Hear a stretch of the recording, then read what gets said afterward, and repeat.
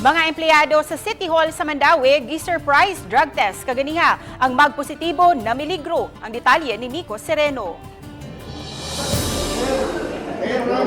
Gisurpresa sa taga Mandaue City Substance Abuse Prevention Office kun maksapo ang City Hall kaganiha. Kini aron pagpahigayon sa surprise drug test alang sa mga empleyado. Gikan sa napo ka mga departamento, lakip sa City Mayor's Office ug sangguniang panglungsod ang gipaubos niini. Target nila nga mapailawom sa drug screening ang 1,000 ka employees. Ang mga wala katunga o naka-leave gikinahanglan nga mo report sa ilang superior. Kanang nag-leave, as long as excused, they have to report to their department heads.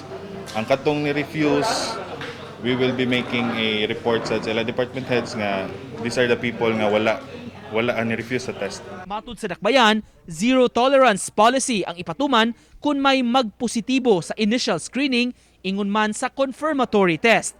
Kung job order employee, dili na i-renew ang kontrata ug musubay sab sa hustong proseso kung regular employees. Pagsiguro kini nga napatuman ang drug-free workplace policy. Zero tolerance lang gyud taron kay dangan sa katilingban ang drugas, ang ginadiling drugas. Sigitag campaign against illegal drugs ngari sa mga katawhan sa Mandaue. Unya kita diri exempted dili drug test ta diri sa Mandaue kay wag tangon gyud nato. Uban ni Godfrey Relien, Nico Sereno, Balitang Bisdak.